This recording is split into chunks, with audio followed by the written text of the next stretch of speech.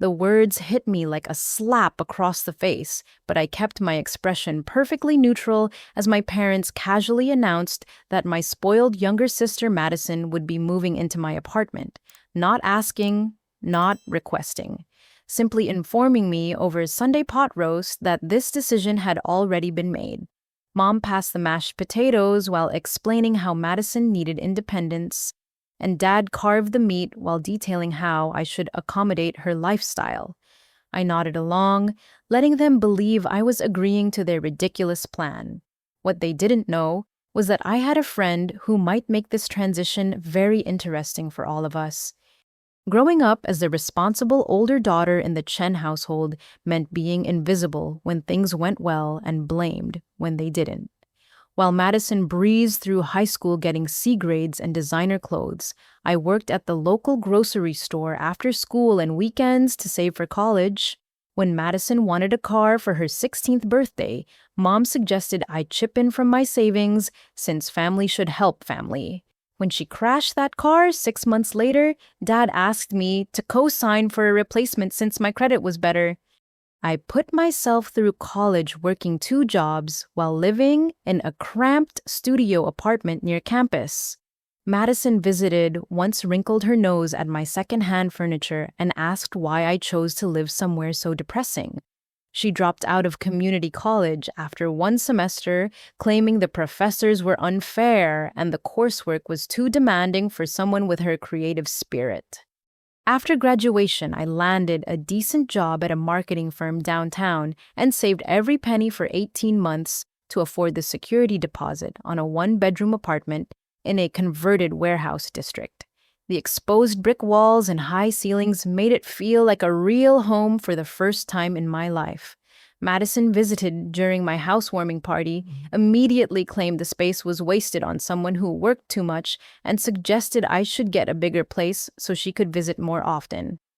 Now, 5 years later, Madison had decided she wanted independence from our parents, but expected me to provide the foundation for it. What my family didn't realize was that my apartment wasn't exactly empty. Jake Morrison, a former Army specialist I'd met through a veterans support group for family members, had been staying on my couch for the past 3 weeks while transitioning between assignments. Jake wasn't technically a veteran himself, but his work with military psychological operations had given him insights into family dynamics that proved invaluable during our group sessions. When his short-term housing fell through last month, I offered him my couch until he found something permanent. He was quiet, clean, respectful, and actually contributed to groceries without being asked. The twist that my parents couldn't have anticipated was sitting right there in my living room when I called him that evening. Jake listened to my recap of the dinner conversation with the kind of focused attention that came from his professional training. When I finished explaining how my family expected me to simply hand over my space to Madison, he was quiet for a long moment. "So they want you to kick me out to make room for your sister," he said finally. "They don't even know you exist," I replied. "They never ask about my life enough to know who I spend time with." Jake's expression shifted into something I'd never seen before. It wasn't anger exactly, but a calculated assessment that reminded me of his military background. What if we didn't tell them? What if they showed up expecting to move your sister in and found me here instead? The idea was so perfectly simple that I almost laughed. "You'd be willing to do that?" "I've been looking for an excuse to help you stand up to them," Jake admitted. "Plus, psychological operations taught me a thing or two about managing expectations and controlling narratives. This could be fun." The next morning, I began preparing my apartment for Madison's anticipated arrival, but not in the way my family expected. While they assumed I was clearing space and organizing logistics, I was actually implementing Jake's strategic plan to make my home look thoroughly occupied by a couple. Jake moved his belongings from neat piles beside the couch into drawers and closets, creating the appearance of someone who had been living there for months rather than weeks. We went shopping for items that would support our cover story: a second toothbrush in the bathroom holder, men's shampoo in the shower, and a coffee mug with his name on it that we strategically placed in the kitchen cabinet. The landline rang constantly throughout the week as Madison called with increasingly outrageous demands. First, she wanted to know if I'd already moved my bedroom furniture to the living room so she could have the master suite. When I explained that wouldn't be happening, she suggested I could sleep on the couch since I worked such long hours anyway and wouldn't need much space.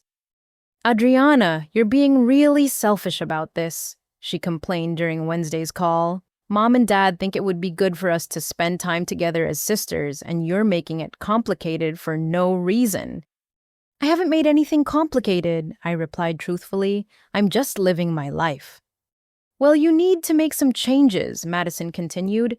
"I'll need closet space, and your decorating style is really boring. Can you take down those weird art prints and get some normal pictures? Also, I looked up grocery stores in your area, and they're really expensive. You should probably start shopping somewhere cheaper so we can afford better food." The twist that Madison couldn't have anticipated was revealed when Jake checked my apartment building's community board Thursday evening. Someone had posted a flyer asking about lease transfer procedures for our specific unit number. When Jake showed me the notice, I recognized my father's phone number at the bottom. "They're not planning for Madison to stay temporarily," I realized. "They want her to take over my apartment permanently." Jake nodded grimly. "They're counting on you being too polite to refuse and too financially committed to this place to just walk away. Classic manipulation strategy." Friday afternoon, I called the building management office and confirmed that someone had indeed contacted them about transferring my lease to another family member. The property manager, Mrs. Rodriguez, had told the caller that any lease changes required the current tenant's written approval and signature. "I made it very clear that we don't allow unauthorized occupancy changes," Mrs. Rodriguez assured me, "but I wanted you to know someone was asking questions about your unit." That evening, Jake and I spent 3 hours taking photographs together around the apartment and neighborhood. We needed visual evidence of our relationship that looked authentic and established. Jake's photographer friend from his military days coached us through poses that appeared natural and candid rather than staged. The photos showed us cooking together in my kitchen, walking through the nearby park, and relaxing on my couch watching television. His friend printed several shots on photo paper and helped us create a realistic timeline of images that suggested we'd been together for months. Madison's final call of the week came Saturday morning as Jake and I were hanging the pictures in strategic locations around the apartment. "I told everyone at my yoga class about getting a downtown apartment," she announced. "They're so jealous. I also posted about it on Instagram, so now all my friends know I'm moving somewhere cool. You better not embarrass me by making this weird." The twist that would soon destroy Madison's social media bragging was sitting right beside me, helping me frame a photo of us at a coffee shop. Jake had not only agreed to play my boyfriend when my family arrived, but he'd also begun researching property records and lease agreements to ensure we had legal ground to stand on when they inevitably tried to pressure me into compliance. Sunday morning brought a phone call from Mom that started pleasantly enough, but quickly revealed the full scope of their expectations. She'd apparently spent the weekend planning Madison's new life in my apartment and wanted to review logistics with me. "I've made a list of everything Madison will need," Mom began cheerfully. "First, you'll need to take Monday off work to help with the move. Dad rented a truck and will need someone to direct the movers since you know the building layout." I listened in silence as she continued outlining my expected contributions. I should stock the refrigerator with Madison's favorite foods, handle the utility account transfers, and introduce Madison to neighbors so she'd feel welcome in the community. Additionally, I should research gyms and yoga studios in the area, since Madison needed to maintain her wellness routine. "Mom," I interrupted gently, "I never actually agreed to any of this." "Don't be difficult, Adriana," she replied impatiently. "We discussed this at dinner last Sunday. Madison needs independence and you have space. It's a perfect solution that helps everyone." You discussed it, I corrected. I listened. There was a pause before Dad's voice joined the conversation on speakerphone. Adriana, your sister is family. Family takes care of family. You've done well for yourself, and now it's time to help Madison get started. We're not asking for much. The twist that revealed their true intentions came during Dad's follow-up call later that afternoon. He'd apparently contacted my landlord directly introducing himself as my father and asking about procedures for adding Madison to my lease as a co-tenant. I explained to them that you're a responsible tenant, and your sister would be an asset to the building, Dad said proudly.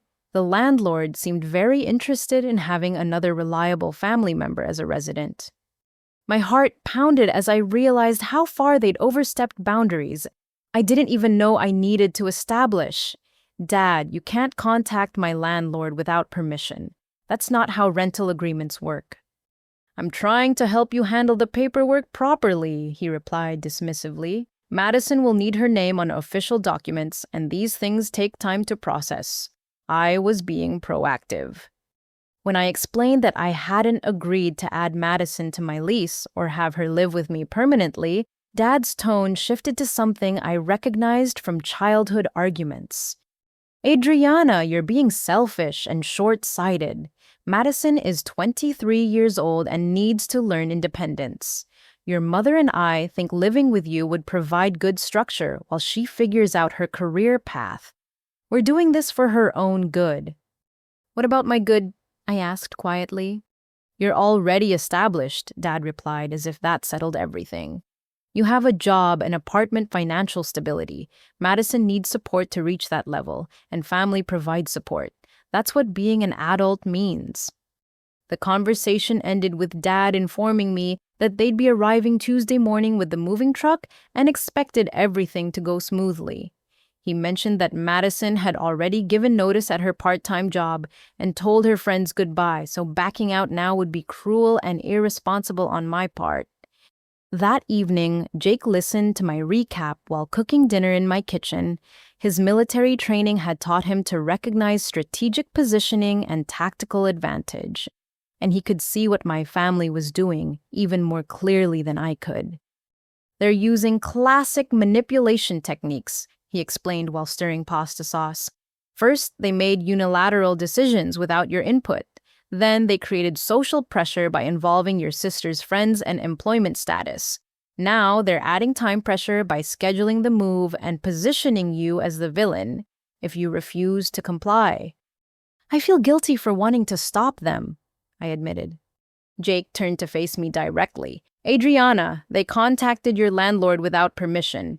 They're pressuring you to take time off work for their plans. They expect you to pay for groceries and utilities for another adult who didn't ask your permission to move in. This isn't family support. This is financial and emotional manipulation. The final twist of that day came when Madison called during our dinner. She was excited and chatty, describing everything she'd packed and planning her new downtown lifestyle. I can't wait to have my own space, finally, she gushed. Well, our space. But you know what I mean. I told Derek from yoga about the exposed brick walls, and he wants to come see the apartment sometime. Is that okay? I mean, I know you're boring and don't date anyone, so it shouldn't be a problem having guys over occasionally. Jake raised an eyebrow at that comment, and I realized Madison's assumptions about my social life were about to be dramatically corrected. Her fantasy of taking over my apartment and lifestyle was built on the foundation that I was a lonely workaholic who would be grateful for her company. Madison, I said carefully, you might want to adjust your expectations about the living situation. Why? She asked. It's not like you have a boyfriend or anything taking up space. Jake grinned and mouthed the words, "This is going to be good," while Madison continued planning her new life in my apartment, completely oblivious to the surprise waiting for her. After Madison's call ended, Jake and I spent the evening discussing his background and how it would factor into our strategy. What I'd initially known about him through our veterans support group barely scratched the surface of his actual experience and qualifications. Jake had served 8 years in Army psychological operations, specializing in strategic communications and behavioral analysis. His job involved understanding how people processed information, made decisions under pressure, and responded to unexpected situations. After leaving active duty, he'd worked as a private consultant for corporations dealing with hostile takeovers and family businesses navigating succession disputes. I spent 3 years helping families work through power dynamics and resource allocation conflicts, Jake explained while we organized photo evidence around my living room. Your family situation is textbook manipulation behavior. They've identified you as the path of least resistance, and they're applying pressure systematically. What made Jake perfect for this role wasn't just his professional training, but his personal housing situation. He'd been living minimally by choice, keeping his possessions in storage while deciding where to settle permanently after his discharge. My couch had actually been a convenient temporary solution while he researched neighborhoods and apartment options. The twist that I hadn't anticipated was revealed when Jake showed me property listings he'd been reviewing on his laptop. He wasn't just apartment hunting randomly, he'd been specifically looking at buildings in my neighborhood because he genuinely enjoyed the area and the community I'd introduced him to. I was planning to find a place nearby anyway, he admitted. Your building management company actually owns 3 properties within walking distance, and I'd already submitted applications for 2 of them. This revelation changed everything about our fake relationship strategy. Jake wasn't just helping me out of friendship and mischief, he was legitimately interested in staying in the area long term, which would make his presence in my apartment more believable and sustainable. We spent Tuesday morning adding authentic touches to our cover story. Jake moved more of his belongings from storage into my apartment, including books, a coffee maker, and professional certificates that demonstrated his stability and character. His psychology and business credentials displayed casually on my bookshelf would show my family that he wasn't some random guy crashing on my couch.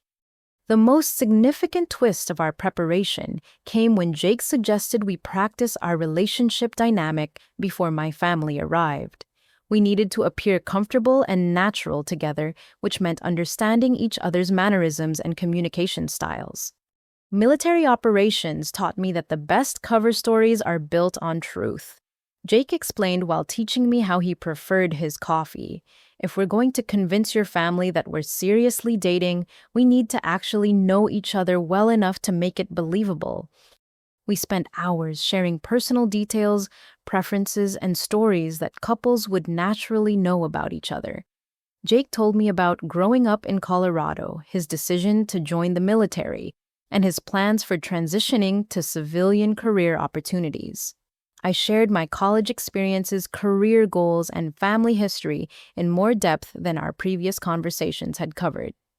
The unexpected result of this intensive preparation was that we discovered genuine compatibility and attraction that had been developing gradually through our friendship.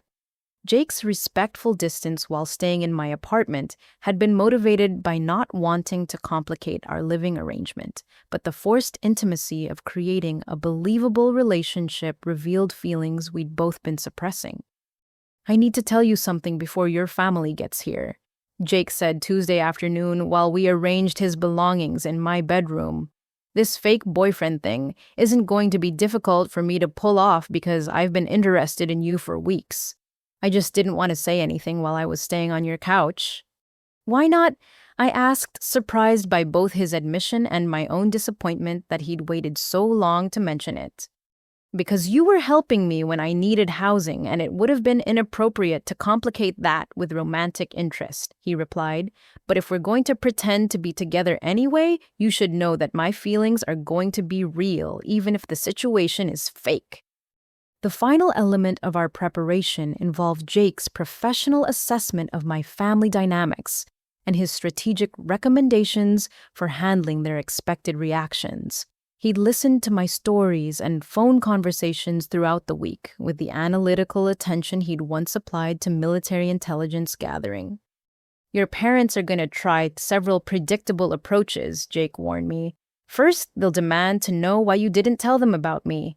Then, they'll try to convince me to leave voluntarily. When that fails, they'll attempt to turn us against each other by making you choose between family loyalty and your relationship.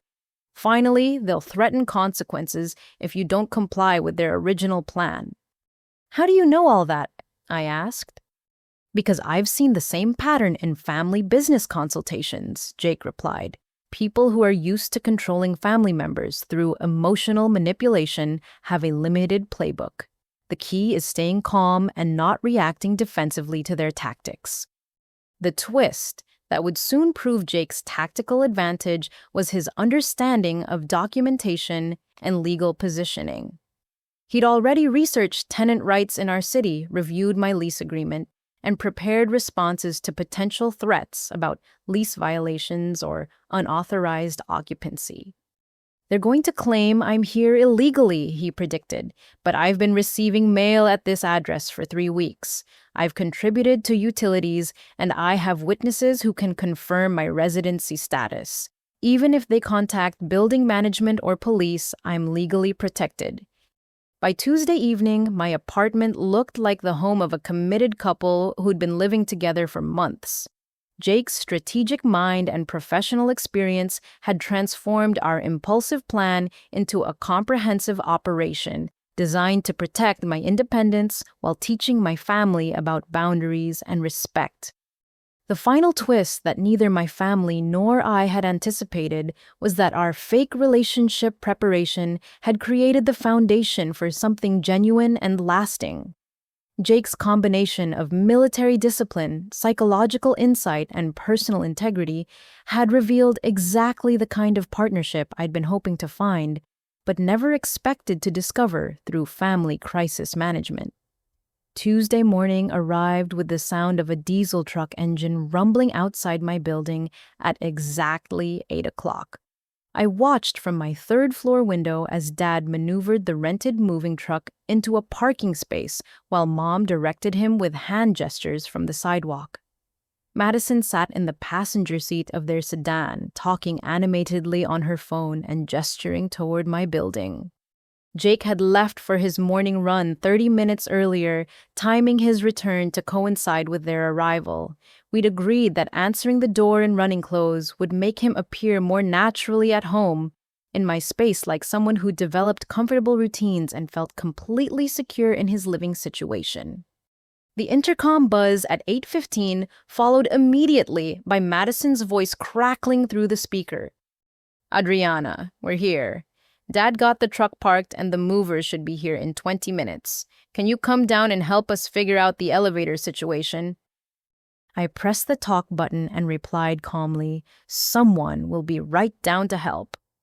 What my family couldn't have anticipated was that Jake had returned from his run and was currently in my shower.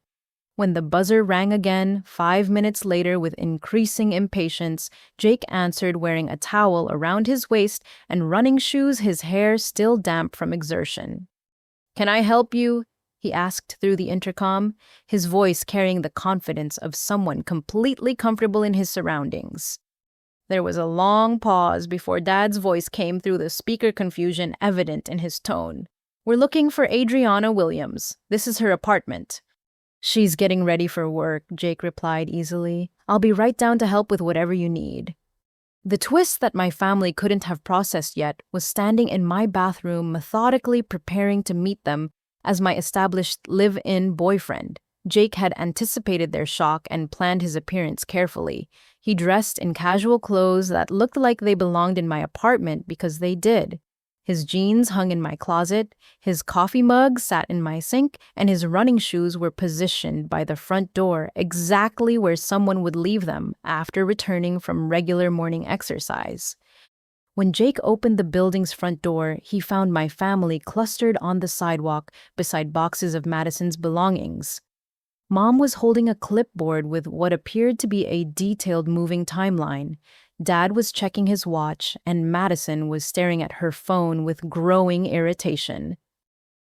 "Hi, I'm Jake," he he said, extending his hand toward my father with the kind of direct eye contact and firm handshake that immediately communicated confidence and respect. Adriana mentioned you might be stopping by this morning. The expressions on their faces revealed the first crack in their assumptions about my life and living situation. Mom recovered first, her social conditioning kicking in to handle unexpected introductions. Hello, Jake. I'm Carol Adriana's mother. This is her father, Robert, and her sister, Madison. We weren't expecting to meet anyone new today. Jake nodded politely toward each of them before focusing on the moving truck and boxes. Looks like you're moving some things. Are you helping Adriana with storage or reorganization? The question was perfectly innocent, but it forced them to explain their actual intentions to someone who clearly lived in my building and had established relationships with me. Dad stepped forward, asserting parental authority in a situation that suddenly felt less certain than it had moments before. We're helping Madison move into Adriana's apartment, Dad announced. Madison is Adriana's younger sister, and they're going to be living together for a while. Jake's response demonstrated exactly why his military training made him perfect for this role. He didn't argue, contradict, or show surprise. Instead, he asked logical questions that highlighted the problems with their plan without directly challenging their authority. That sounds complicated, Jake said thoughtfully. Where is Madison planning to sleep? Adriana's place is pretty cozy for two people, and we've got most of the space organized already. The word "we" hung in the air like a revelation that shifted the entire dynamic of the conversation. Madison spoke up for the first time, her voice carrying the entitled expectation that had characterized every conversation about this move. Adriana is going to sleep on the couch so I can have the bedroom, she explained to Jake as if he were a neighbor being brought up to speed on arrangements that didn't concern him. We already worked everything out. Jake's expression revealed careful consideration rather than immediate agreement. That's interesting. Adriana didn't mention anything about couch sleeping when we were discussing furniture arrangements last week. The twist that my family couldn't have anticipated was Jake's complete comfort with questioning their assumptions and timeline. His military background had taught him to gather information, assess situations, and respond strategically rather than reactively. He wasn't intimidated by their certainty or their family authority because he recognized manipulation tactics and had professional experience handling them. Maybe there was some miscommunication about the living arrangements, Jake suggested diplomatically. Why don't we go upstairs and talk with Adriana directly? She should be dressed by now, and she can clarify how everyone wants to handle this situation. Mom and Dad exchanged glances that communicated their growing awareness that this morning wasn't proceeding according to their plan. Madison looked confused and slightly annoyed that some random guy was treating their family moving day like a negotiation rather than a settled matter. As they gathered boxes and prepared to follow Jake into the building, the second twist of the morning revealed itself. Jake held the door open for them with the casual familiarity of someone who lived there, greeting the elderly woman collecting mail in the lobby by name and asking about her grandson's baseball season. Morning, Mrs. Patterson. How did Tommy do in yesterday's game? Oh, Jake. He pitched 4 innings and only gave up 2 hits. His coach thinks he might make varsity next year if he keeps improving. That's fantastic. Tell him I said congratulations. The brief exchange demonstrated that Jake wasn't some temporary visitor or overnight guest. He'd been living in my building long enough to develop relationships with neighbors and involve himself in their ongoing life stories. My family processed this information silently as they followed him toward the elevator, their certainty about the morning's events beginning to crack under the weight of unexpected evidence. The elevator ride to the 3rd floor gave my family their first opportunity to study Jake in a confined space, and his behavior continued to contradict their assumptions about my social life. He pressed the button for my floor without asking, used a key to operate the elevator's security system, and made casual conversation about building amenities with the comfortable knowledge of someone thoroughly familiar with his surroundings. The elevator can be temperamental sometimes, Jake mentioned while the car climbed slowly, but the maintenance crew is really responsive when there are problems. Last month, when Mrs. Chen got stuck between floors, they had her out within 15 minutes. Madison sees the opportunity to assert her future residence status. Well, I'll be living here now, so I guess I'll need to learn about all the building quirks and maintenance people. Jake's response revealed the strategic brilliance of his military communications training. He didn't contradict her statement directly, but instead asked questions that highlighted logistical problems she hadn't considered. Have you talked to building management about adding another resident to Adriana's lease? Jake asked with genuine curiosity. Mrs. Rodriguez in the office is pretty strict about occupancy limits and unauthorized long-term guests. She mentioned last week that some units have been having issues with lease violations. The mention of specific building management personnel and recent policy discussions demonstrated Jake's integration into the community while raising questions about Madison's legal right to move in without proper documentation. Dad's expression showed growing concern about complications they hadn't anticipated. When Jake unlocked my apartment door with his own key, the evidence of his established residency became impossible to ignore. The space looked like the home of a couple who'd been living together for months. Jake's coffee mug sat beside mine in the kitchen sink. His running shoes were positioned next to mine by the door, and his jacket hung on the hook beside my winter coat. Adriana should be finishing her coffee about now, Jake said, checking his watch with the casual familiarity of someone who knew my morning routine intimately. She likes to read the news before work, so she's probably in the living room. The apartment's layout had been subtly transformed to support our cover story. Jake's psychology textbooks were shelved beside my marketing journals, creating the appearance of intellectual compatibility and shared interests. His laptop sat open on my dining table next to budget spreadsheets that showed both our names on utility accounts and shared expenses. Mom immediately noticed the changes from her previous visit 6 months earlier. Adriana has redecorated since I was here last. The space feels more masculine now. We've been combining our stuff gradually, Jake replied easily. It's taken a while to figure out what works best in the space. The twist that devastated Madison's expectations came when Jake moved through my apartment with complete ownership and comfort. He refilled his coffee mug, adjusted the thermostat, and checked messages on the answering machine with the casual authority of someone whose home had been invaded by unexpected visitors, rather than someone who was occupying someone else's space inappropriately. Adriana mentioned your family might stop by sometime, Jake continued while organizing mail that included both our names. But I thought it would be later in the week. She's got a big presentation at work today, so her timing is pretty tight this morning. Dad stepped forward to reassert parental authority in a situation that felt increasingly out of his control. We confirmed the moving date with Adriana last week. Madison gave notice at her job and packed everything based on moving in today. Jake nodded sympathetically while reviewing mail that clearly established his legal residency. That must be frustrating. Moving coordination can be really complicated, especially when there are multiple people involved in the planning. The second twist that my family couldn't have anticipated was Jake's evidence of financial and personal investment in my apartment and our relationship.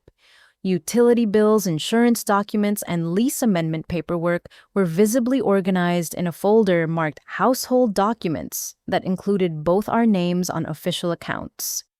Madison attempted to reassert her claim to the space by walking through my apartment as if cataloging improvements and changes she planned to make. The bedroom is bigger than I remembered, and the closet space should be adequate once we reorganize everything efficiently.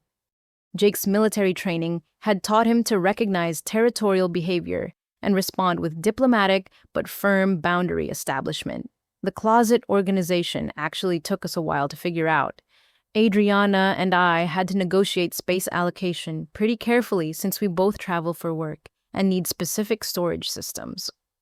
Well, you'll probably need to adjust things again, Madison replied dismissively. I have different organizational needs, and I'm planning to redecorate with a more contemporary style. The twist that revealed Jake's strategic preparation came when he calmly showed Madison photographs displayed throughout the apartment that documented his relationship with me over several months. The images showed us at local restaurants, neighborhood events, and casual domestic moments that appeared authentic and established. These are really nice pictures of you and Adriana. Mom observed studying a photo of us cooking together in my kitchen. How long have you two been dating?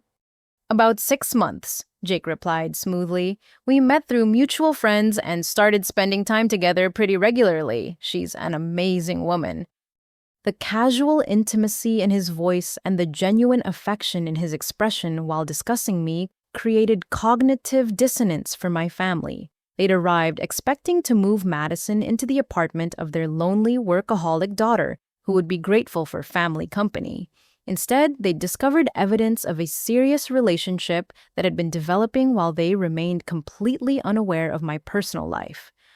The final twist of this phase came when Jake mentioned specific details about my work schedule, personal preferences, and future plans that could only come from intimate daily conversation and shared domestic routines. Adriana should be ready to leave for work in about 20 minutes, Jake noted while checking the coffee pot. She's got that client presentation this afternoon that she's been preparing for all week. The Peterson account, I think she's pretty nervous about it because they're demanding and she wants everything perfect. The accuracy of these details combined with his natural comfort in discussing my professional life made it impossible for my family to dismiss him as some temporary visitor or casual acquaintance. Jake clearly knew me well enough to track my work commitments and care about my career success in ways that suggested genuine, emotional investment and long-term relationship planning. I emerged from the bedroom at exactly the moment Jake and I had planned, dressed professionally for work and carrying my laptop bag as if preparing for a normal Tuesday morning. The sight of my family clustered in my living room with boxes of Madison's belongings created the perfect opportunity to express surprised confusion rather than defensive anger. "Oh, I wasn't expecting you this early," I said, checking my watch with mild concern. "I thought you were coming later this week." The beauty of this approach was that it forced my family to explain their presence and intentions to both Jake and me, simultaneously making their assumptions and demands explicit rather than allowing them to rely on implied family obligations and emotional manipulation. Mom stepped forward with her clipboard, clearly prepared to manage what she still believed would be a straightforward moving process.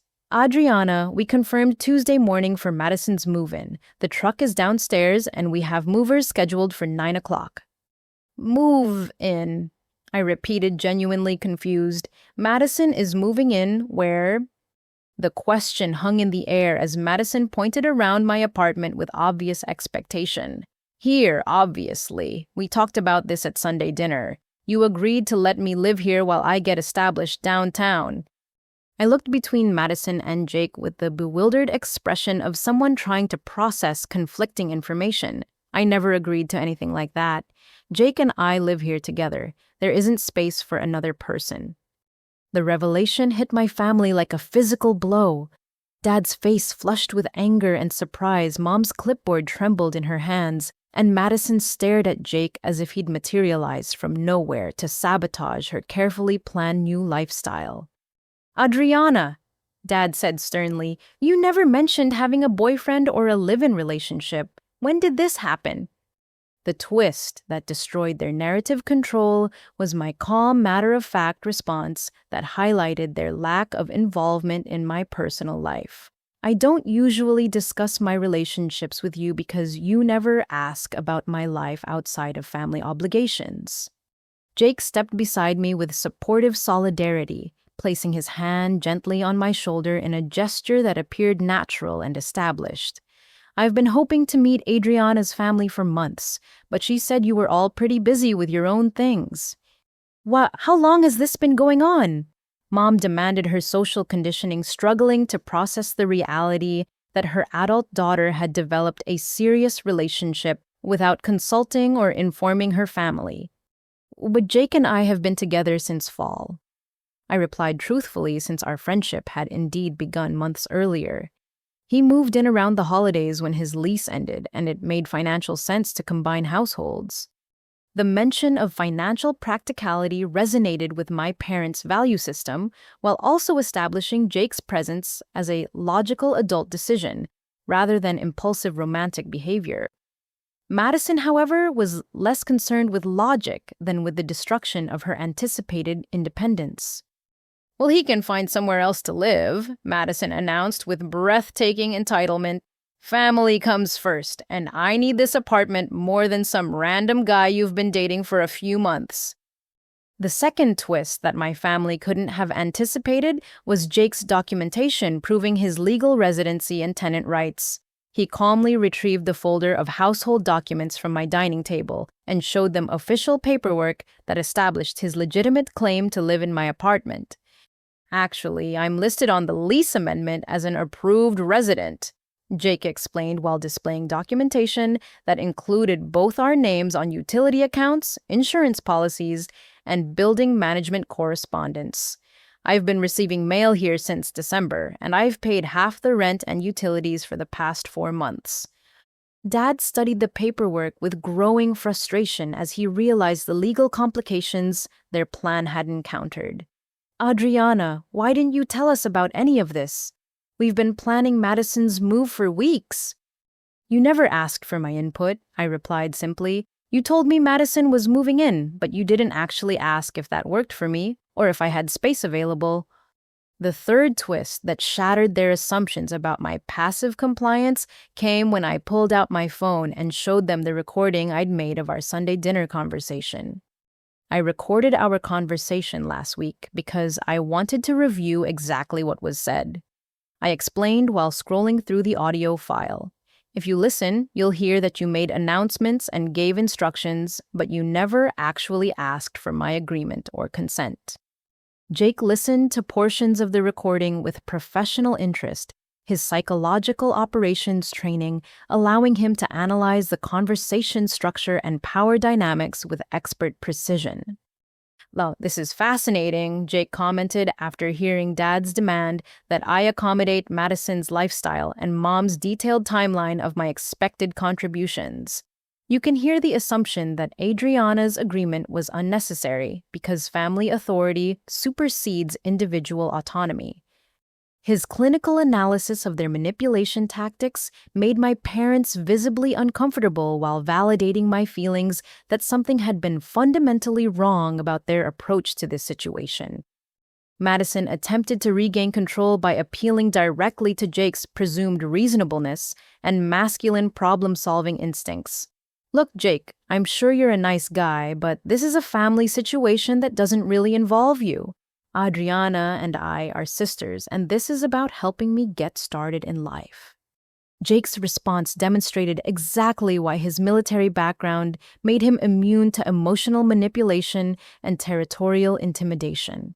"I appreciate that family relationships are important, but Adriana and I have built a life together here. Our household stability and financial commitments aren't really negotiable based on other people's plans." The final twist of this confrontation came when Jake mentioned that he'd already been in communication with building management about the family's inquiries regarding lease changes and unauthorized occupancy modifications. "Mrs. Rodriguez asked me to let her know if anyone showed up trying to move additional people into our unit," Jake explained calmly. "Apparently, someone called last week asking about transferring Adriana's lease to another family member without her knowledge. The building has strict policies about unauthorized lease modifications." The revelation that their behind-the-scenes maneuvering had been detected and reported to building management eliminated any remaining leverage they'd hoped to maintain through pressure and surprise tactics. The atmosphere in my living room shifted dramatically as my family processed the complete failure of their carefully planned moving day. Mom's clipboard fell to her side, as she stared at Jake and me, standing together, presenting a united front that had never existed in their previous experience with my family compliance patterns. Dad's face had progressed from surprise through confusion to mounting anger as he realized that months of planning and Madison's life changes were collapsing around assumptions that had proven completely incorrect. Adriana, this is unacceptable, Dad declared with the authoritative tone that had controlled family decisions throughout my childhood. Madison has already quit her job and given up her housing situation based on moving in here today. You can't just change the plan at the last minute because of some boyfriend. The word boyfriend carried dismissive contempt, as if Jake's presence in my life was a temporary inconvenience that should naturally yield to family priorities and obligations. Madison seized on Dad's support to launch her own attack on the legitimacy of my relationship and housing decisions. Adriana, you're being completely selfish, Madison said, her voice rising with frustrated entitlement. I told everyone I was moving downtown. I posted about it on social media. My friends are expecting to visit me here. You can't just ruin my plans because you decided to move some guy in without asking anyone. The irony of Madison accusing me of making decisions without consultation was so perfect that Jake actually smiled before catching himself and maintaining his diplomatic composure. Madison, Jake said gently, it sounds like there might have been some miscommunication about Adriana's availability and housing situation. Moving in with someone is a pretty significant decision that usually involves the actual resident's input and agreement. Mom had remained silent during Dad and Madison's outbursts, but now she stepped forward with the emotional manipulation tactics that had proven effective throughout my childhood. Her approach was softer than Dad's authority and Madison's demands, but potentially more destructive to my resolve. Adriana, honey, I know this situation is complicated, but family has to come first, Mom said with practiced maternal concern. Madison is your little sister, and she needs help getting established. Jake seems like a lovely young man, but surely he can understand that family obligations sometimes require sacrifices from everyone involved. The twist that my family couldn't have anticipated was Jake's professional training in recognizing and countering emotional manipulation strategies. His psychological operations background had taught him to identify guilt-based pressure tactics and respond with logical boundary enforcement rather than defensive reactions. Mrs. Williams, I absolutely understand the importance of family support, Jake replied respectfully. But Adriana and I have built a shared household with financial and legal commitments that can't be easily modified. We've signed lease agreements, established utility accounts, and made long-term plans based on our current living situation. Dad interpreted Jake's reasonable response as an attack on family authority and escalated to direct confrontation tactics designed to force Jake into compliance or departure. Young man, this is a family matter that doesn't concern you, Dad said with barely controlled anger. Adriana's responsibility to her sister supersedes any personal relationship commitments, and I expect you to respect that family obligation. The second twist that destroyed Dad's authority came when Jake refused to be intimidated by parental power dynamics and instead responded with adult-to-adult communication that highlighted the fundamental problems with their approach. Mr. Williams, I respect your concern for Madison's housing situation, but Adriana is an adult who makes her own decisions about her living space and personal relationships. Jake replied calmly, I'm not going to volunteer to leave my home because someone else made plans that didn't include my existence or input. Madison erupted in frustrated rage when she realized that Jake couldn't be dismissed, intimidated, or reasoned away from his established position in my apartment and life. This is ridiculous, Madison shouted. Adriana, you have to choose between family and some random guy you barely know. If you pick him over me, you're proving that you don't care about your own sister.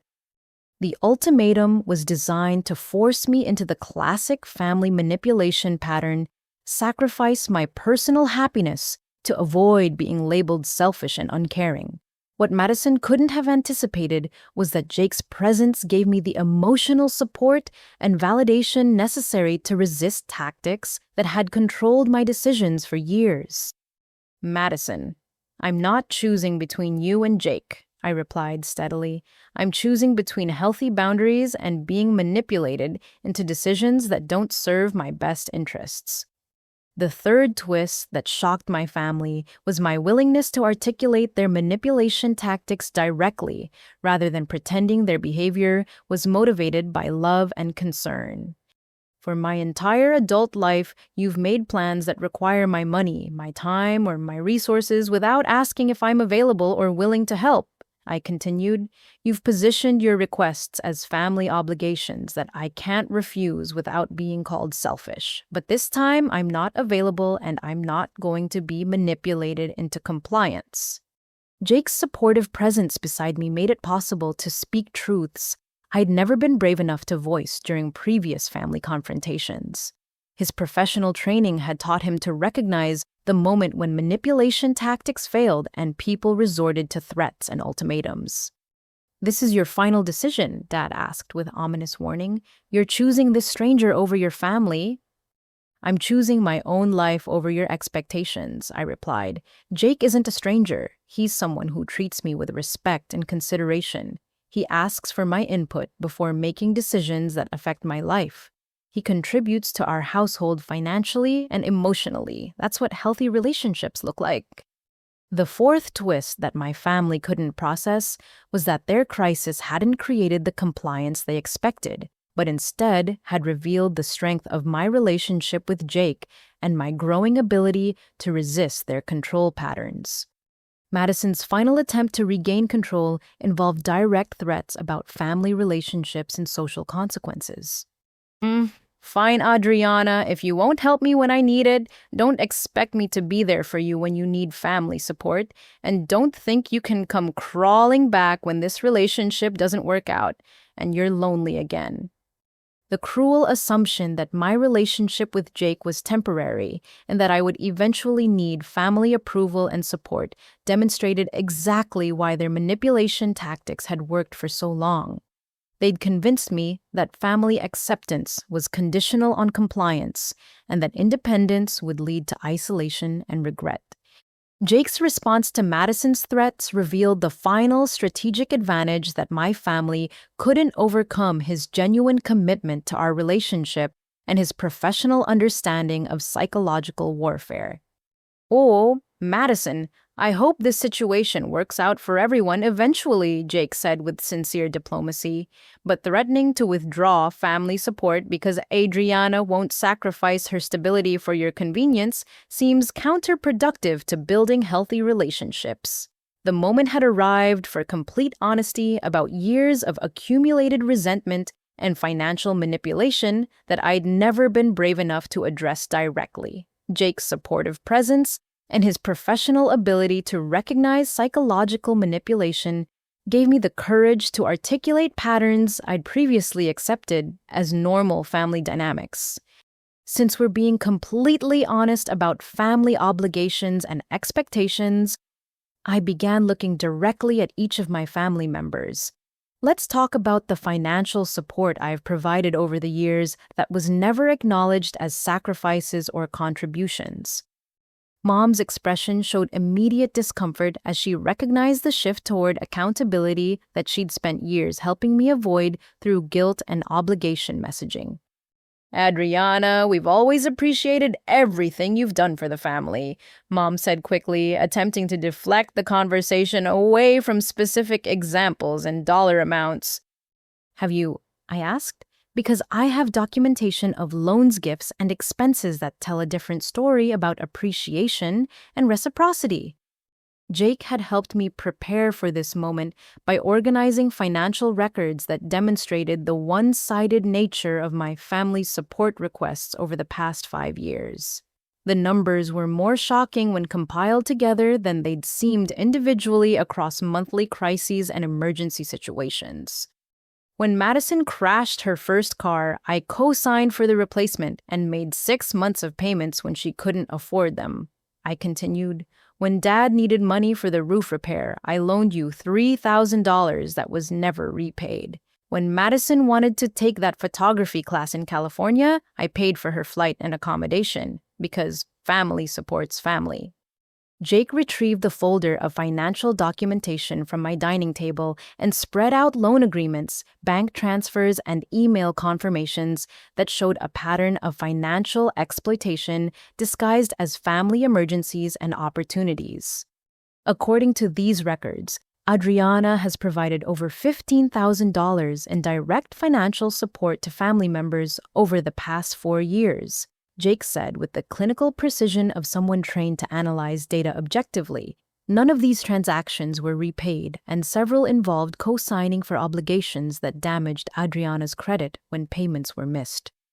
Dad's face flushed with anger and embarrassment as Jake's analysis revealed the scope of their financial dependency on my earnings and creditworthiness. That's private family business that doesn't concern you, Dad said defensively. Adriana helped because she wanted to help, not because she was keeping score of every dollar. The twist that my family couldn't refute was Jake's professional assessment of the psychological manipulation embedded in their financial relationship with me. The pattern is actually quite sophisticated, Jake observed while reviewing email exchanges between me and various family members. Financial requests are consistently framed as emergencies or opportunities that require immediate response. Adriana is positioned as the only family member capable of providing help, creating artificial urgency and responsibility. When she provides money or co-signing, the assistance is redefined as natural family obligation, rather than significant personal sacrifice. Mom attempted to regain emotional control by reframing my documentation as betrayal and disloyalty, rather than legitimate grievance. Adriana, I can't believe you've been keeping records of family help like we're strangers doing business transactions, Mom said with wounded disappointment. That's not what family relationships are supposed to be about. Jake's military training had taught him to recognize when people deflected accountability by attacking the messenger rather than addressing the message content. Mrs. Williams' Adriana documented these transactions because the amounts were significant enough to affect her personal financial planning and goals, Jake explained patiently. Most adults keep records of major financial commitments, especially when they involve co-signing for other people's obligations. The second twist that devastated their narrative control was Jake's analysis of how their financial exploitation had delayed my personal and professional development. Based on Adriana's income and expenses, the money she provided to family members over the past 4 years could have funded a graduate degree, a house down payment, or substantial retirement contributions, Jake continued. Instead, those resources were redirected to support other family members' immediate wants and needs. Madison had remained silent during the financial discussion, but now she erupted in defensive anger as she realized that her lifestyle choices and crisis management had been subsidized by my sacrifices and planning. I never asked you to keep track of money like some kind of loan shark, Madison shouted. Family helps family without expecting payback or recognition. That's what love means. The third twist that exposed their manipulation tactics was my calm response that differentiated between mutual support and exploitation. Love means reciprocity and consideration, I replied. It means asking before assuming. It means acknowledging sacrifices and appreciating contributions. It means treating family members as individuals with their own needs and goals rather than as resources to be accessed during emergencies. Jake's professional training allowed him to articulate the psychological dynamics that I'd felt but couldn't previously express with clarity and conviction.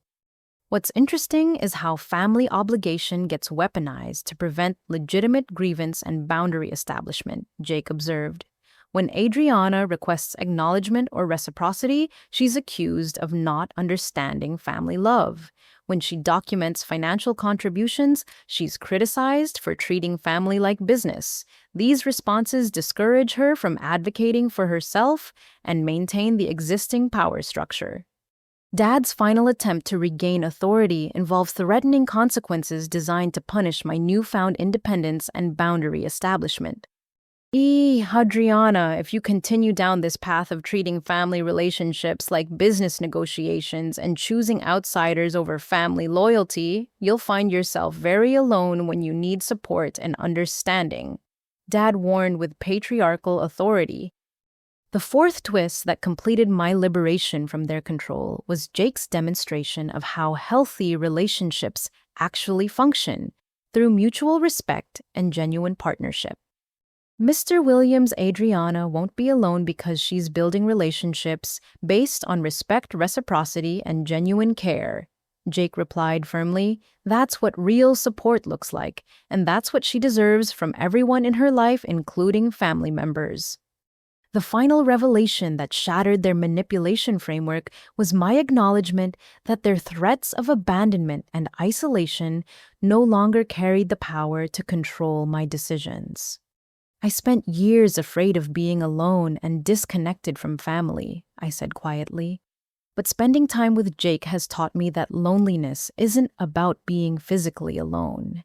It's about being surrounded by people who don't see you, don't appreciate you, and don't consider your needs when making decisions that affect your life." The truth was now completely exposed. Their threats of withdrawal and punishment actually offered freedom from relationships that had been draining my resources and limiting my growth. Jake's presence in my life had provided the contrast necessary to recognize the difference between manipulation disguised as love and authentic care expressed through respect and consideration. With her original plan completely demolished and her family's financial manipulation tactics exposed, Madison resorted to increasingly desperate strategies to salvage her anticipated downtown lifestyle. Her first attempt involved direct manipulation of Jake, bypassing me entirely and appealing to what she assumed were typical masculine priorities and vulnerabilities. "Jake, can I talk to you privately for a minute?" Madison asked with sudden sweetness, her voice taking on the flirtatious tone she typically used when trying to get what she wanted from men. "I think there might be some misunderstanding about this whole situation that we could work out between us." Jake recognized the manipulation attempt immediately, his psychological operations training having exposed him to every variety of seduction and bribery tactic used to compromise military personnel in sensitive positions. His response was professionally polite, but strategically devastating to Madison's assumptions about male behavior. "Madison, I'm happy to discuss the situation, but any conversation about Adriana's living arrangements should include Adriana," Jake replied calmly. "We make decisions together as a couple." Undeterred by his initial rejection, Madison moved closer to Jake with the kind of deliberate body language she'd used successfully to manipulate other men throughout college and her brief work experiences. She touched his arm while speaking and maintained intense eye contact designed to create artificial intimacy and obligation. "I just think you might not understand how important family is to Adriana." Madison continued, her fingers trailing along Jake's forearm. "She's always been the responsible sister who takes care of everyone else. If you really care about her, you'd want her to maintain those family relationships, even if it means making some temporary adjustments to your living situation." The twist that Madison couldn't have anticipated was Jake's complete immunity to physical manipulation and his professional training in recognizing and deflecting seduction attempts. Instead of being flattered or tempted by her attention, he was analyzing her technique with clinical detachment. "Madison, I understand that family relationships are important," Jake said while gently removing his arm from her touch, "but manipulating someone into housing arrangements they haven't agreed to isn't actually supporting family relationships. It's exploiting them." When flirtation failed to produce compliance, Madison escalated to direct bribery, apparently believing that Jake's willingness to live temporarily on my couch indicated financial desperation that could be exploited with the right incentive. Look, I know this apartment situation is probably convenient for you financially, Madison said with calculating directness. My parents could help you find your own place. Dad knows people in real estate, and they could probably cover your security deposit and first month's rent somewhere really nice. Jake's expression shifted to something I'd never seen before, the cold professional assessment of someone trained to identify and neutralize enemy infiltration attempts. Madison had just offered him what amounted to a bribe to abandon me and our shared household, revealing the full scope of her entitlement and manipulation. "Are you offering to pay me to leave Adriana?" Jake asked with dangerous quiet. Madison seemed oblivious to the threat in his tone, interpreting his question as negotiation rather than warning. "I'm offering to help you get established independently so that Adriana and I can work out our family situation privately. Everyone wins."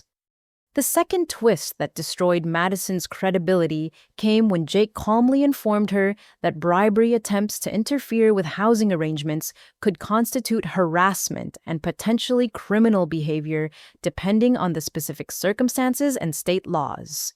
Madison, what you're describing sounds like offering payment to interfere with an established tenancy and relationship.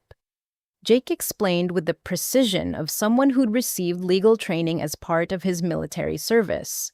That could create legal problems for everyone involved.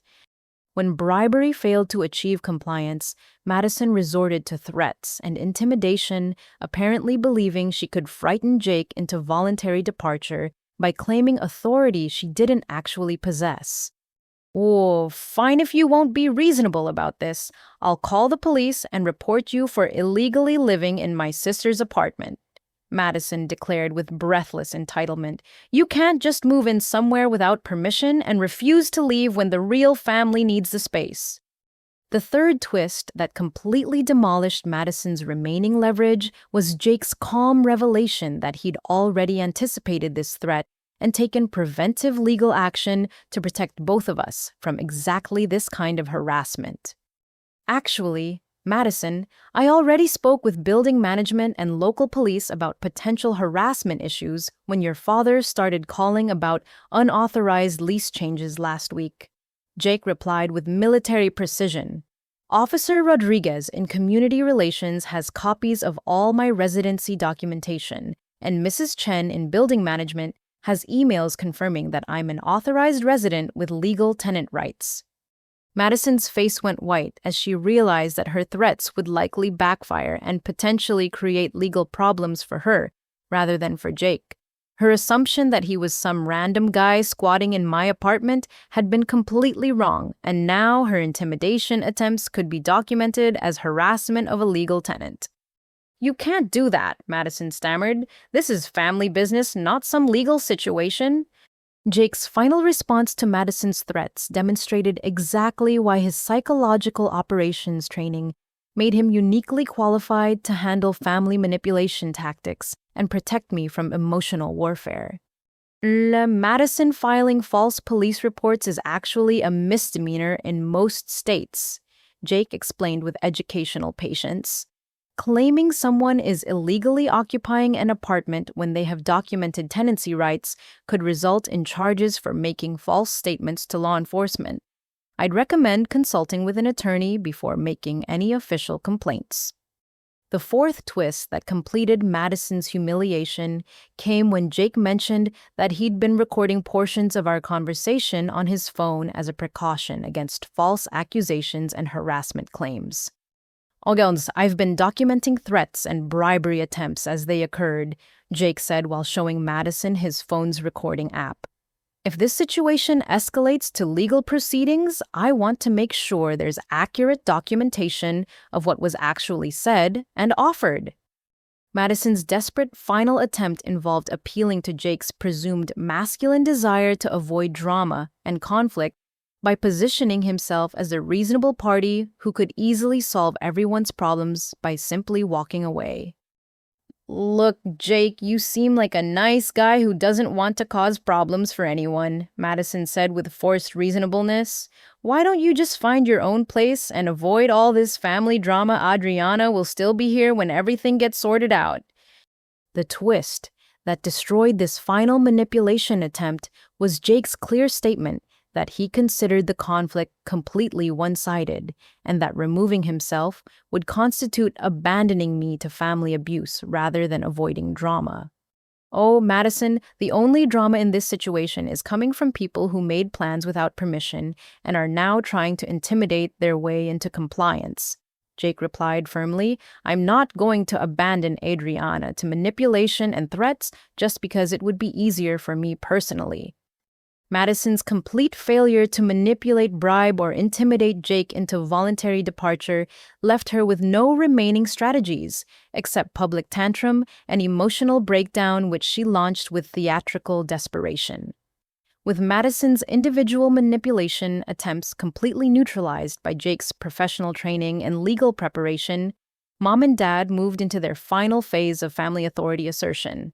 Their strategy involved escalating threats designed to force me into choosing between Jake and permanent family relationships. Dad stepped forward with the patriarchal authority that had controlled major family decisions throughout my childhood, his voice carrying the weight of ultimatum rather than discussion or negotiation. Adriana, this situation has gone far enough, Dad declared with finality. You have a choice to make right now. You can honor your family obligations and help your sister like we discussed, or you can choose this stranger over the people who raised you and supported you your entire life. The false choice was designed to activate guilt programming that had been installed through years of conditional love and approval. Dad's framing positioned Jake as a stranger, despite months of established relationship, while characterizing their manipulation and financial exploitation as support that deserved reciprocal sacrifice. Mom joined the emotional assault with the maternal disappointment tactics that had proven devastatingly effective throughout my adolescence and early adulthood. Adriana, honey, I'm so disappointed in how you're handling this situation, Mom said with practiced wounded concern.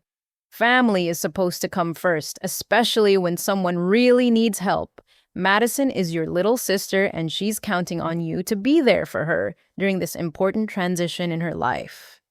The twist that my parents couldn't have anticipated was Jake's professional ability to recognize and counter emotional manipulation in real time, providing me with analytical support that neutralized their psychological warfare tactics. Mr. and Mrs. Williams, what you're describing as family support actually appears to be emotional manipulation designed to override Adriana's autonomy and decision-making authority. Jake observed with clinical precision, you're using guilt obligation and threats of abandonment to force compliance with plans she never agreed to participate in. Dad's face flushed with rage at having his manipulation tactics identified and labeled by an outsider who refused to be intimidated by parental authority or family hierarchy dynamics. Young man, you have no right to interfere in family relationships or analyze conversations that don't concern you, Dad said with barely controlled anger. Adriana is our daughter, and her obligations to family supersede any personal relationship commitments she's made. The second twist that destroyed Dad's authority was Jake's refusal to accept subordinate status based on family hierarchy and his clear articulation of adult relationship boundaries. Mr. Williams' Adriana is an adult who makes her own decisions about her living arrangements, financial commitments, and personal relationships, Jake replied calmly. Those decisions aren't subject to parental approval or family override, regardless of your preferences or Madison's housing needs.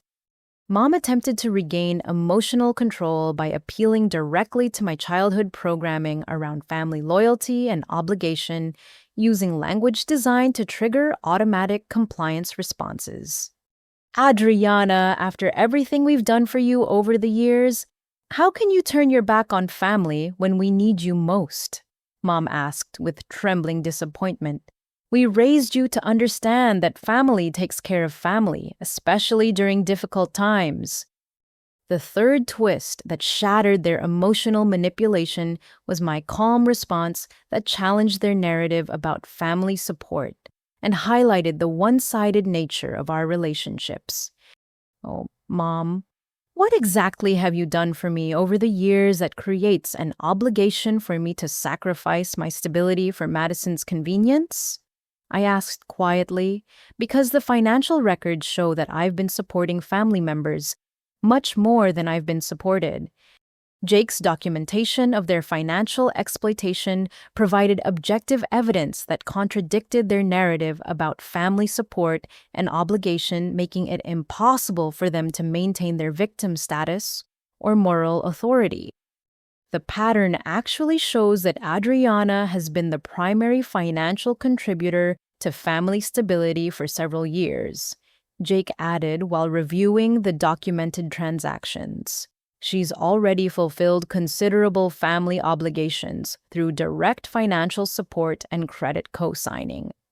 Dad's final attempt to regain control involved direct threats about family estrangement and social consequences designed to punish my independence and boundary establishment. Adriana, if you choose this outsider over your own family, don't expect us to be there for you when this relationship falls apart and you need support. Dad threatened with cold finality. Family loyalty is a two-way street, and you're choosing to walk away from people who will always be your family. The fourth twist that completed my liberation from their control was my acceptance of their threats as freedom rather than punishment. I understand, I replied calmly. You're saying that your love and support are conditional on my compliance with your decisions and expectations. That's exactly why this relationship dynamic needs to change. Jake's supportive presence beside me made it possible to articulate truths I'd never been brave enough to voice during previous family confrontations. Dad, real family support doesn't come with ultimatums and threats, I continued. It doesn't require me to sacrifice my stability for someone else's convenience. It doesn't involve making major decisions about my life without consulting me or respecting my input. Mom made one final attempt to activate my guilt programming by positioning my boundary establishment as selfishness and character failure.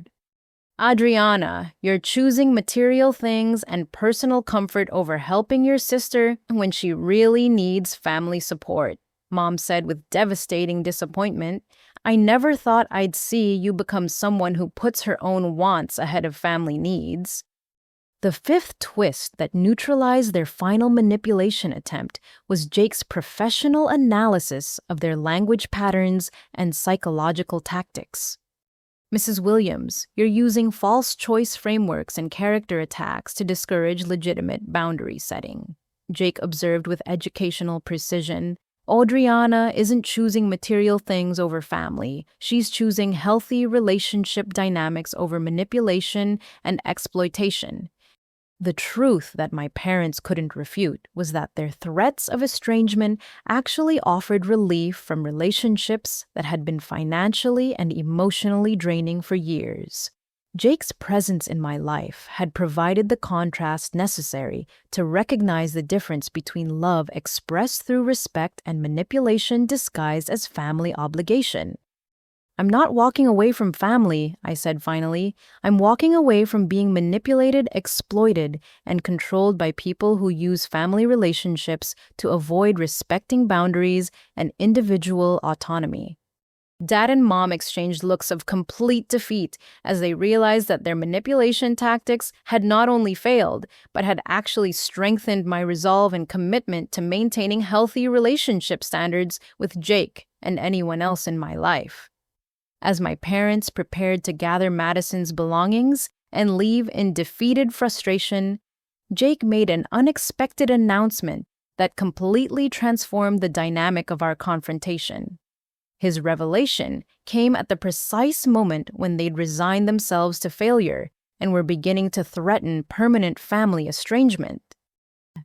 Actually, before you leave, there's something I should probably mention that might change everyone's perspective on this situation, Jake said with the calm authority of someone who'd been holding strategic information until the optimal moment for maximum impact.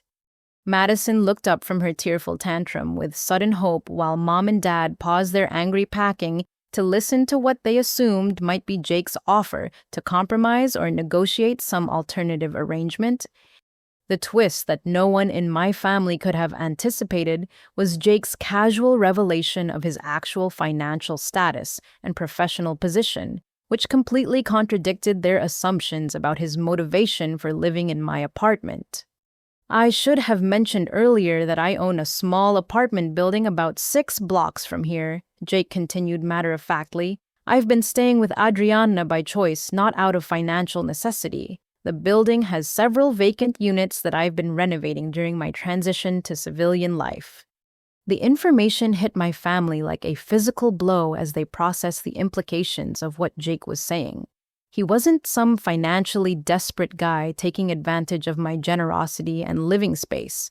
He was a property owner who had chosen to stay with me despite having his own housing options available. Madison's expression shifted from tearful desperation to calculating interest as she realized that Jake represented exactly the kind of financially stable connection she'd been hoping to find through her downtown apartment fantasy. You own an apartment building?" Madison asked with sudden breathless attention. "How many units are any of them available for rent?" Jake's response demonstrated the strategic brilliance of his timing and the psychological impact of revealing information when people had already committed to treating him as an obstacle rather than an opportunity. "The building has 12 units, and I currently have 3 available for immediate occupancy," Jake replied with businesslike precision. "They're 1- and 2-bedroom apartments in the same neighborhood as Adriana's place, recently renovated with modern appliances and updated fixtures." Dad stepped forward with the sudden respect and interest that accompanied his recognition of Jake's actual financial status and property ownership, his previous dismissal and hostility evaporating in the face of potential business opportunity. "Oh, Jake, I apologize if we got off on the wrong foot earlier," Dad said with forced diplomatic courtesy. "We weren't aware of your business interests and property ownership. Perhaps we could discuss some arrangement that would work for everyone involved." The second twist that devastated my family's manipulation framework was Jake's polite but firm rejection of any arrangement that would enable their continued mistreatment of me or reward their exploitation tactics. "Mr. Williams, I appreciate your interest, but I'm not comfortable doing business with people who've demonstrated a pattern of manipulation and exploitation toward Adriana," Jake replied with professional courtesy. "My relationship with her is my priority, and that relationship doesn't include enabling family dynamics that harm her well-being." Mom attempted to reframe their previous behavior as misunderstanding rather than intentional manipulation, hoping to create an opening for negotiation and access to Jake's property resources. "Jake, I think there may have been some miscommunication about our family dynamics and expectations," Mom said with practiced social charm. "We certainly never intended to manipulate anyone, and we're grateful for your support of Adriana's independence and success." The third twist that exposed their opportunistic behavior was Jake's observation about their sudden change in attitude and treatment once they discovered his financial resources and property ownership. "It's interesting how the conversation tone changed when you learned about my building ownership," Jake noted with psychological precision. "5 minutes ago, you were demanding that I leave and threatening to cut off family relationships. Now you're interested in business arrangements and apologizing for misunderstandings." Madison made a desperate attempt to position herself as the reasonable family member who deserved access to Jake's rental properties, despite her previous manipulation attempts and entitled demands. "Jake, I want to apologize for earlier," Madison said with sudden humility that contrasted sharply with her previous aggression. I was stressed about my housing situation, and I didn't handle the surprise very well. If you have apartments available for rent, I'd be very interested in discussing terms and availability. The fourth twist that completed Jake's strategic demonstration came when he explained his criteria for tenant selection, which effectively eliminated Madison based on her demonstrated character and behavior patterns.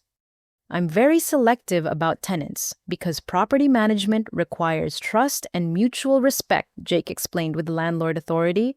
I need renters who communicate honestly, respect boundaries, honor financial commitments, and treat property with care.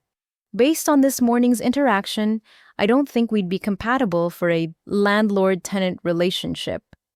The final reversal that left my family completely without leverage or manipulation options was Jake's clear statement that his loyalty and resources were exclusively committed to supporting me and our relationship together. My properties are part of my long-term plans with Adriana. Jake continued with definitive finality.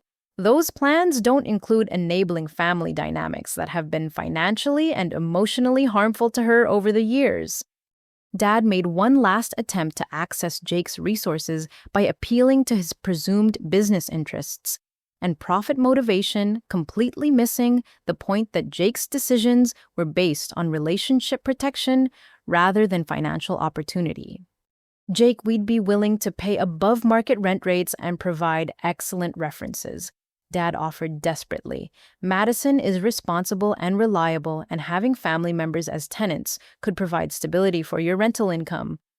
Jake's response eliminated any remaining hope they had of manipulating their way into access to his resources or relationship. Mr. Williams, the most valuable thing I own is Adriana's trust and respect, Jake replied with absolute clarity. I'm not willing to risk that relationship by doing business with people who've demonstrated a willingness to exploit and manipulate her. The revelation of Jake's property ownership and financial independence created a complete recalibration of my family's assessment of the situation and their strategic approach to managing the crisis. Their previous dismissal of him as an insignificant obstacle had been replaced by desperate recognition that he represented exactly the kind of resource and connection they wanted to access and exploit. Dad's business instincts kicked into overdrive as he began calculating potential opportunities and advantages that could be extracted from a relationship with someone who owned rental property in a desirable downtown neighborhood. His approach shifted from patriarchal authority to peer-level networking with someone he now recognized as a legitimate business contact. Jake, I have to say I'm impressed by your investment strategy and property portfolio development. Dad began with forced camaraderie. Real estate in this area is appreciating rapidly, and you've positioned yourself very well for long-term growth and income generation. The transparent attempt to establish business rapport and mutual interest was designed to create opportunities for ongoing relationship and potential collaboration that would benefit my family's financial and social status. Jake recognized the manipulation immediately, but responded with polite professionalism that maintained boundaries while exposing their opportunistic behavior. Thank you for the feedback on my investment choices, Jake replied with diplomatic courtesy. I've been fortunate to find properties in neighborhoods where I genuinely want to spend time and build community connections. Mom joined Dad's networking approach by attempting to position our family as valuable social and business contacts who could enhance Jake's integration into local community networks and professional opportunities. Wish Jake, we know quite a few people in real estate development and property management through Robert's business connections. Mom offered with calculated social charm. We'd be happy to introduce you to some contractors and service providers who might be helpful for your renovation projects. The twist that my family couldn't have anticipated was Jake's complete immunity to their social manipulation and his clear understanding that their sudden offers of support and connection were motivated by self-interest rather than genuine desire to help his business success.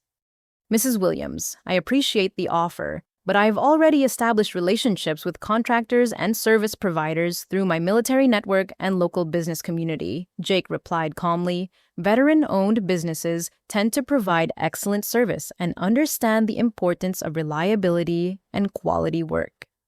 Madison attempted to reposition herself as a potential romantic interest for Jake, apparently calculating that seducing him away from me would provide access to both his property resources and his financial stability while simultaneously solving her housing crisis.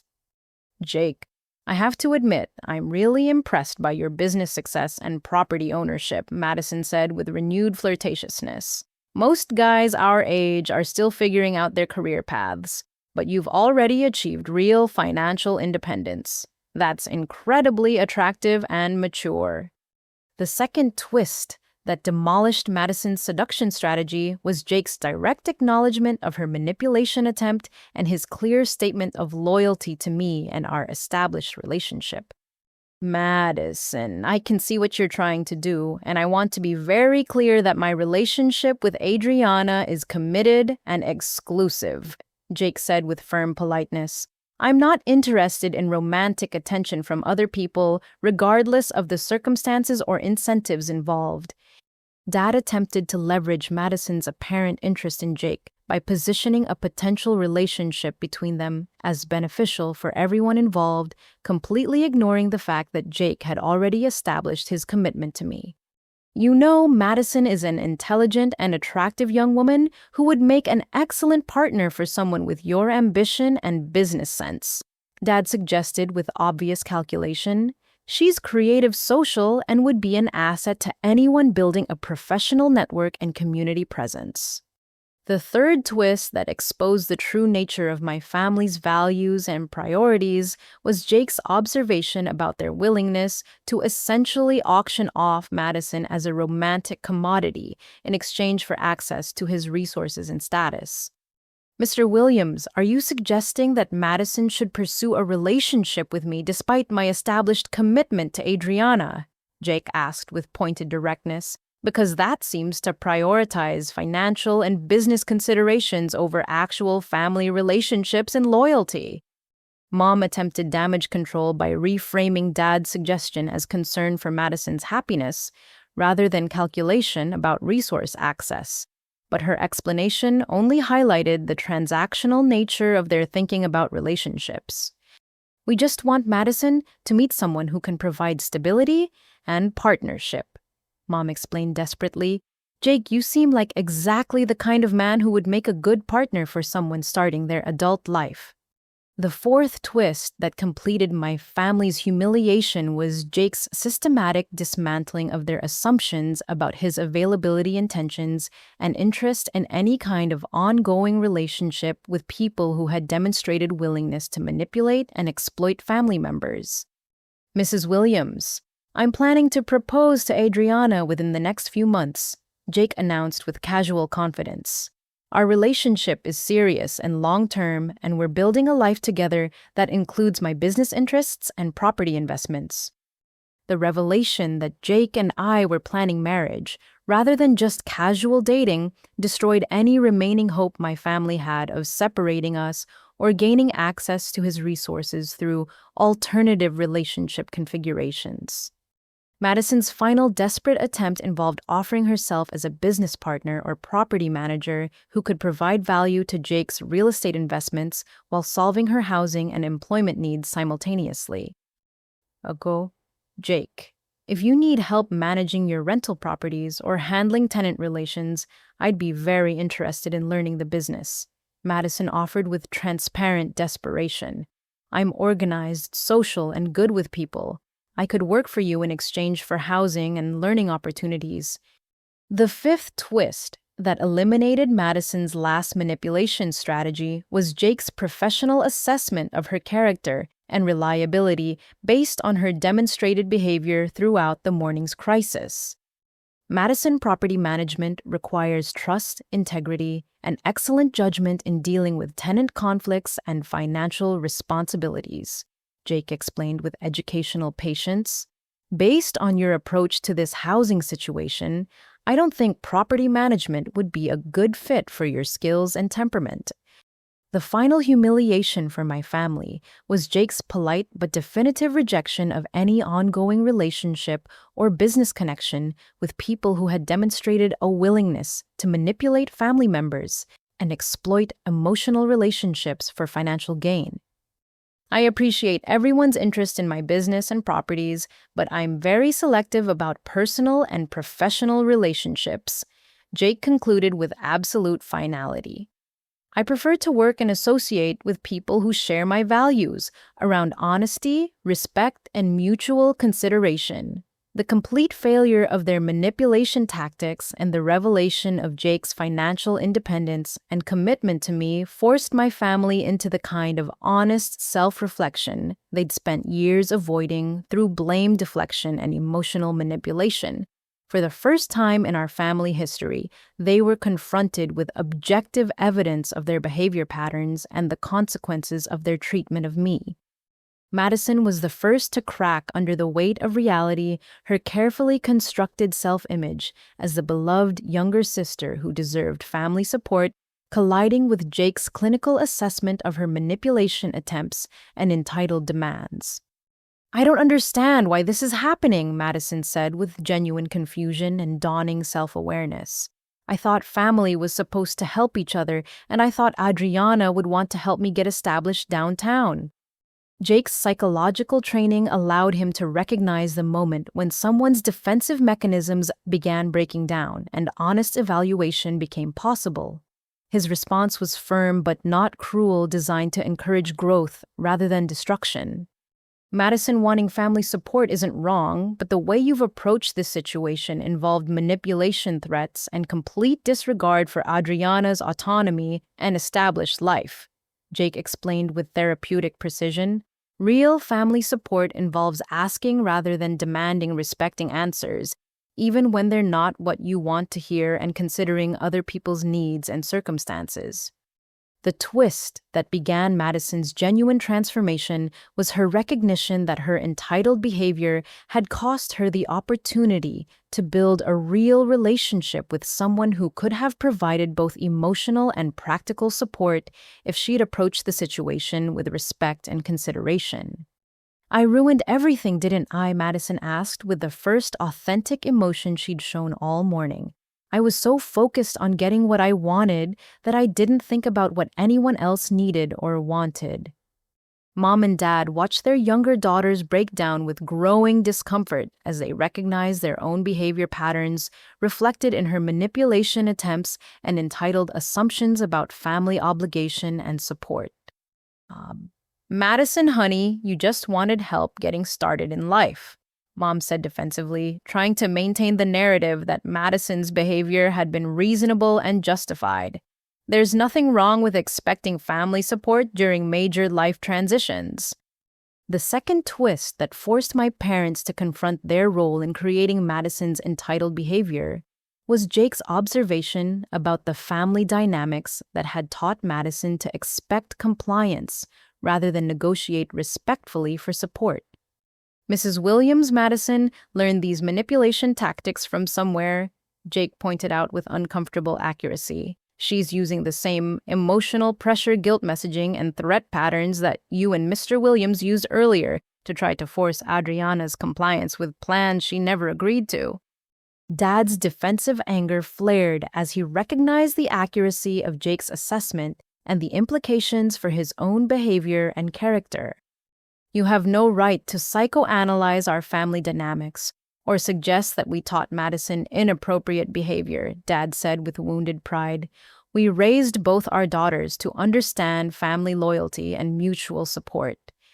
The third twist that shattered Dad's defensive narrative was my calm articulation of how their version of family loyalty had actually functioned as one-sided exploitation disguised as love and obligation.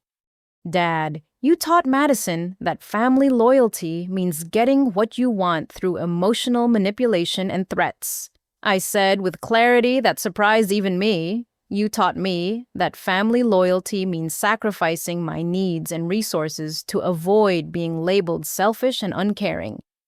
Jake's supportive presence made it possible for me to continue speaking truths I'd never been brave enough to voice during previous family confrontations. The family loyalty you're describing isn't mutual, I continued. It's a system where some people make demands and other people are expected to comply without question or consideration for their own circumstances and goals. The fourth twist that forced genuine self-reflection came when Jake suggested that our family crisis could become an opportunity for growth and improved relationships if everyone was willing to acknowledge their mistakes and commit to better communication patterns. This situation doesn't have to end with permanent estrangement and hurt feelings, Jake observed with therapeutic optimism. But it would require everyone to acknowledge problematic behavior patterns and commit to treating each other with respect and consideration going forward.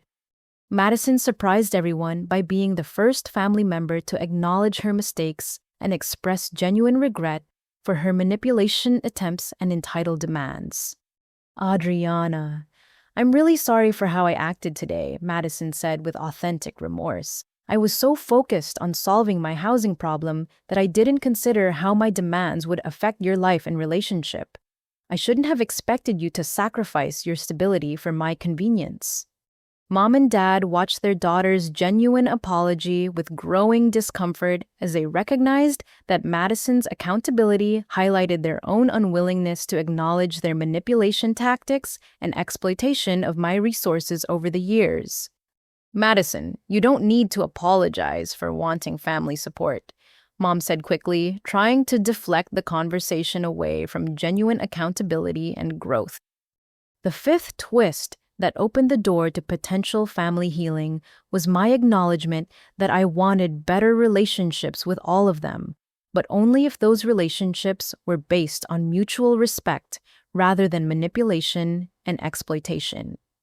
I love all of you, but I can't continue relationships that require me to sacrifice my well-being and autonomy to avoid being punished with guilt and threats, I said with compassionate firmness. If you're willing to work on communication and respect, I'd like to build healthier relationships. But if you're only willing to maintain the old patterns, then we need to accept that we're not compatible for ongoing family connection.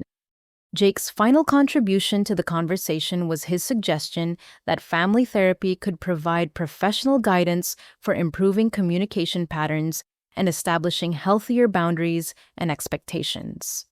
This family therapy could help everyone learn better communication skills and work through the underlying issues that created these manipulation patterns, Jake suggested with genuine helpfulness. I know some excellent therapists who specialize in family dynamics and relationship improvement. The unexpected result of our confrontation was that my family's complete failure to manipulate Jake and his professional insights into their behavior patterns had created the first opportunity for genuine growth and change in our family relationships. Whether they would take advantage of that opportunity remained to be seen, but for the first time, honest conversation about our problems was possible. 6 months later, I stood in my kitchen preparing dinner for a family gathering that would have been impossible to imagine during that chaotic Tuesday morning when Madison's moving truck sat abandoned outside my building. The transformation in our family relationships had been gradual but profound, built on the foundation of boundaries, respect, and genuine accountability that Jake's intervention had made possible. Madison arrived, first carrying flowers and a bottle of wine as her contribution to our monthly family dinner. The entitled, manipulative young woman who'd expected me to sacrifice my stability for her convenience had been replaced by someone learning responsibility, gratitude, and genuine consideration for other people's needs and circumstances. Adriana, thank you again for hosting dinner this month, Madison said while arranging her flowers in my vase. I know it's extra work, and I really appreciate you making space for all of us to spend time together. The transformation hadn't happened overnight. Madison had spent 3 weeks sleeping on Mom and Dad's couch while searching for affordable housing and learning that independence required planning, compromise, and financial responsibility, rather than family sacrifice and manipulation.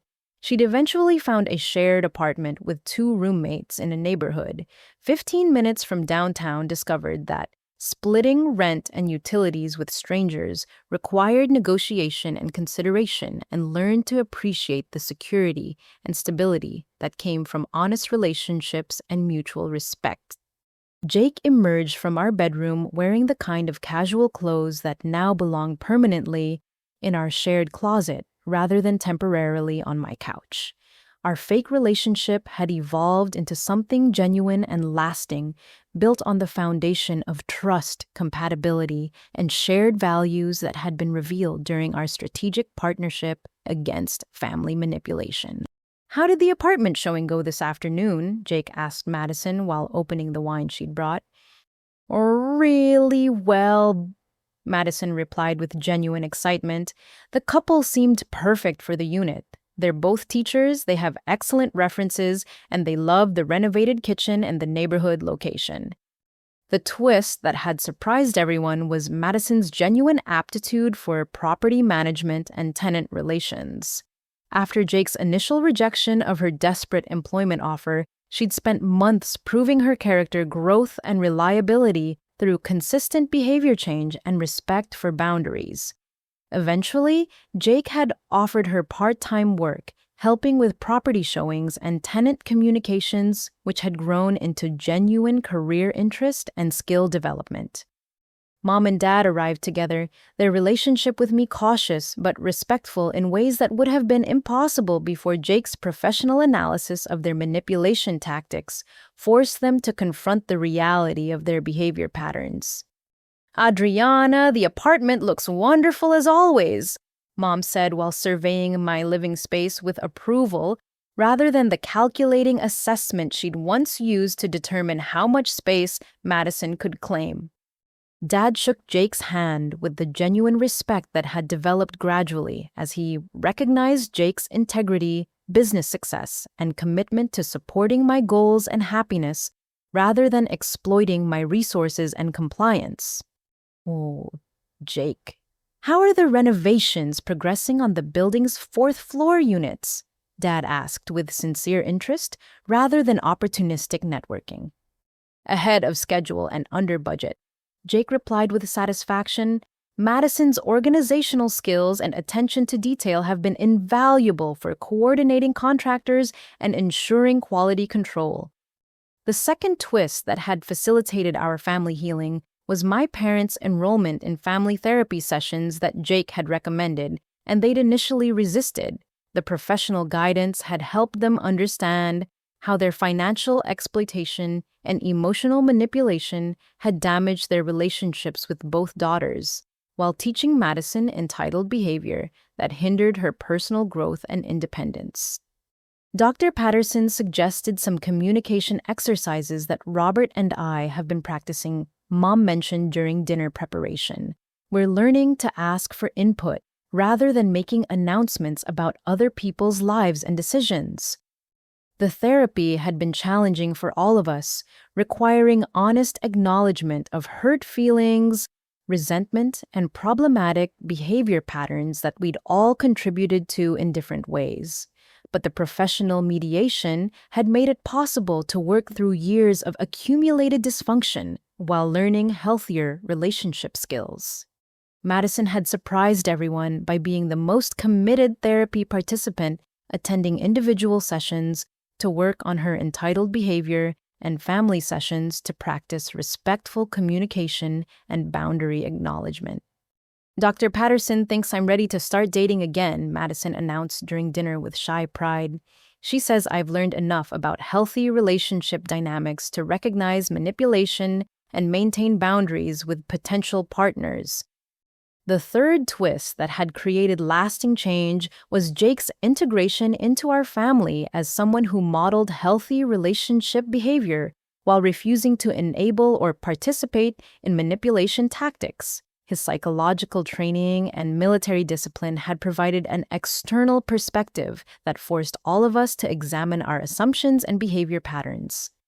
"Jake, I have to say that having you join our family has been the best thing that happened to all of us," Dad admitted with genuine gratitude. You've helped us understand what healthy relationships actually look like, and you've been patient with our learning process. As we sat down for dinner together, I reflected on how completely our family dynamics had changed from the crisis that had brought Jake and me together as fake partners in manipulation resistance. Our relationship had become real and lasting.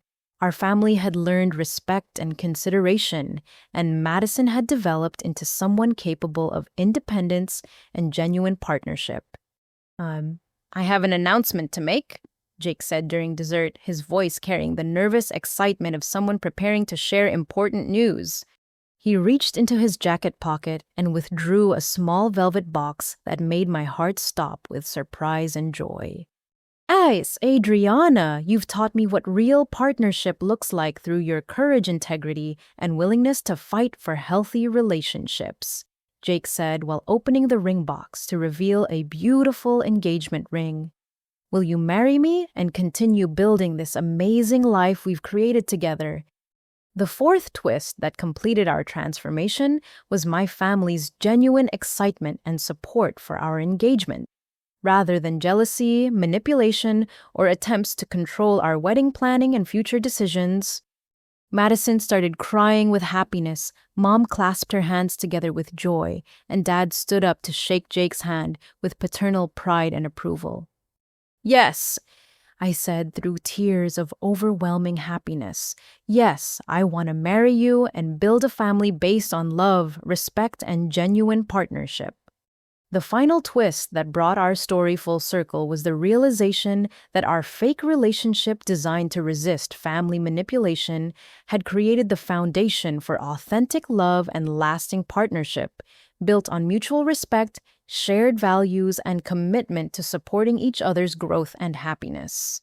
6 months earlier, my family had tried to force me into sacrificing my independence for Madison's convenience. Tonight, they celebrated my engagement to someone who had helped all of us learn what healthy relationships actually look like. As we raised our glasses in celebration, I realized that sometimes the best way to save your family is to refuse to enable their worst behavior while modeling what love and respect actually look like in practice. The life lesson that emerged from our crisis was profound and lasting. Healthy boundaries don't destroy relationships. They create space for genuine love and respect to grow. When we stop enabling manipulation and start requiring accountability, we give people the opportunity to become their best selves and build connections based on authenticity rather than exploitation. Real family love isn't about blind obligation and sacrifice. It's about choosing to support each other's growth while maintaining individual autonomy and respect. It's about asking rather than demanding, appreciating rather than expecting, and celebrating each other's happiness rather than trying to control each other's decisions. As Jake and I planned our wedding with my family's enthusiastic support, I knew that our fake relationship had created something beautifully real, a partnership based on equality, respect, and genuine care for each other's well-being and growth. Have you ever found yourself in a situation where family expectations conflicted with your personal boundaries and happiness? How did you handle the pressure to sacrifice your own needs for family harmony? I'd love to hear your stories about setting healthy boundaries with family members while maintaining loving relationships. If this story resonated with your own experiences with family dynamics, please hit the like button and consider subscribing for more content about relationships, personal growth, and standing up for yourself with compassion and courage. Share this story with anyone who might be struggling to balance family loyalty with personal autonomy. Sometimes we all need reminders that healthy boundaries actually strengthen relationships rather than damage them. Thank you for listening to my story about learning that real love requires respect and that sometimes the best way to help your family is to stop enabling their worst behavior while showing them what healthy relationships actually look like. I hope your own family relationships continue growing in directions that honor everyone's autonomy while celebrating the genuine care and support that make family bonds truly precious and lasting.